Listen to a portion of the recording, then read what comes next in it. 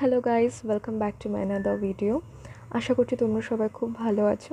দেখো বন্ধুরা, স্ক্রিনে তোমরা দেখতে পাচ্ছ আমি আরও একটা নতুন রেসিপি নিয়ে চলে এসেছি। বন্ধুরা, এটা আমি আমার মতো করে বানিয়েছি। তোমরা প্রথম থেকেই আমি একটা কথাই বলবো, ভিডিওটা প্রথম থেকে শেষ পর্যন্ত দেখার অনুরোধ রইল। তোমরা যদি দেখো জিনিসটা স্টেপ বাই স্টেপ, তাহলে জিনিসটা বুঝতে পারবে আমি কীভাবে বানিয়েছি। আর খুব ইজি জিনিসটা, ঘরোয়া যে সামগ্রীগুলো থাকে আমরা সেসব উপকরণ দিয়ে এই জিনিসটা বানাতে পারি। চলো তাহলে শুরু করা যাক।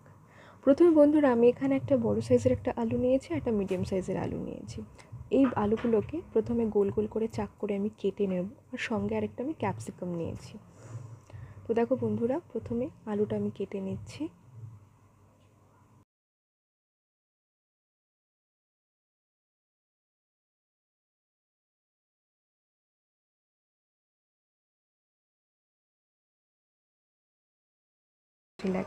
তো দেখো বন্ধুরা, স্ক্রিনে আমি আলুগুলোকে কেটে গোল গোল করে এটাকে জলের মধ্যে চুপিয়ে রেখেছি, যাতে যে আলুর যে এক্সেস যে শর্করাটা সেটা জলের মধ্যে মিশে যায়।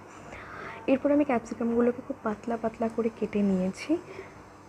এটা খুব ইজিলি ভাজা হয়ে যায়, দেখতেও ভালো লাগে। দুটো পেঁয়াজ নিয়েছি, পেঁয়াজগুলোকে আমি রিং রিং করে কেটে নেব।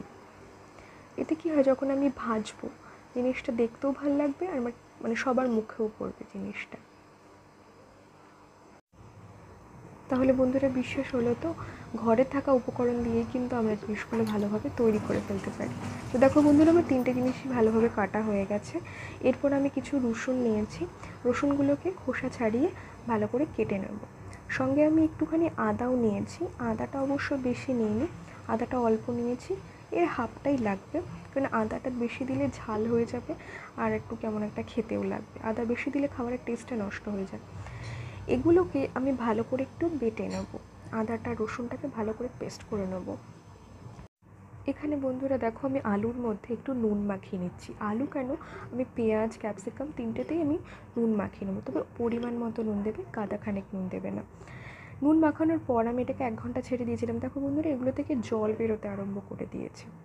এই জলগুলোকে আমি বের করে দেবো। তারপরে যে রসুনটা আর আদাটা বেটে রেখেছিলাম সেটা আমি আলুর মধ্যে মাখাবো। অল্প পরিমাণ একটু ময়দা, অল্প, আর যেটুকু কর্নফ্লাওয়ার নিয়েছিলাম আমি এখানে 1.5 চামচ মতো কর্নফ্লাওয়ার নিয়েছি, সেটা পুরোটাই দিয়ে দেবো। আর একটু অল্প মতো ব্ল্যাক পেপার নিয়েছিলাম, একটু সস নিয়েছিলাম, আর একটুখানি নুন দিয়ে, যেহেতু আমি নুন জলটা বার করে দিয়েছি, অল্প পরিমাণে একটু নুন দিয়েছি। আর এটা একটুখানি ময়েশ্চারটা বজায় রাখার জন্য আমি 1.5 চামচ মতো তেল দিয়েছি। এটাকে এবার হালকা হাতে ভালোভাবে নেড়ে চেড়ে আলুর মধ্যে মশলাটাকে মাখিয়ে নেব।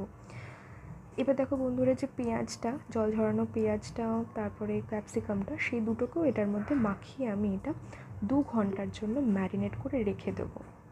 এটা যতক্ষণ ম্যারিনেট হবে মশলাগুলো ভেতরে ঢুকে আর খেতে ততটাই বেশি ভালো লাগবে বন্ধুরা। আর অল্প পরিমাণে আমি একটু ম্যাগি মশলা নিয়েছি, ম্যাগি মশলার নাম তো ম্যাজিক মশলা। এটা খেতে সত্যিই দুর্দান্ত লাগে। কড়াইতে তেল নিয়ে একটা আলাদা সস তৈরি করব, হোয়াইট সস। এটার জন্য আমি 1 চামচ মতো ময়দা নিয়েছি। দেখো, তেলটা গরম করার পর ময়দাটাকে ভালো করে নাড়িয়ে চাড়িয়ে অল্প করে আমি একটু ম্যাগি মশলা দিয়ে দিয়েছি। এরপরে আমি ছোটো বাটির 1 বাটি আমি দুধ নিয়েছিলাম। দুধটা একটু গরম থাকলে ভালো হয়, উষ্ণ গরম। এটাকে আমি কড়াইয়ের মধ্যে ঢেলে দিয়ে ভালো করে নাড়াচাড়া করার পর 6-7 মিনিটের মধ্যে সসটা তৈরি হয়ে গেছে। এরপর 2 ঘন্টার জন্য যে ম্যারিনেট করে রেখেছিলাম সবজিগুলো, সেটাকে এবার আমি কড়াইয়ের মধ্যে তেল দিই, তেলটা গরম করে এটার মধ্যে আমি ঢেলে দেবো। দেখো বন্ধুরা, একটা করে আমি রাখছি, জিনিসটা প্রতিটা ভাজা হয়। এবার আমি ভালো করে সেট করে দিলাম। এরপর যে গ্রেভি, যে এক্সট্রা যে গ্রেভিটা ছিল সবজি, সেইটাও আমি ওটার মধ্যে ঢেলে দিয়ে আমি কড়াইটাকে ঢেকে দেবো। কিছুক্ষণ 5-6 মিনিট ভাজা হওয়ার পর আমি এটাকে ফ্লিপ করে নেব।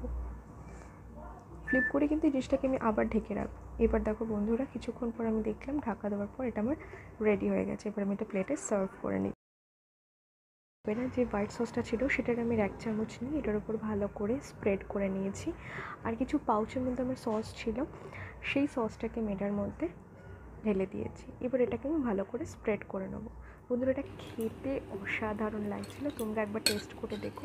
এটা তোমরা শুধুও খেতে পারো, আবার ব্রেডের সাথেও সার্ভ করতে পারো।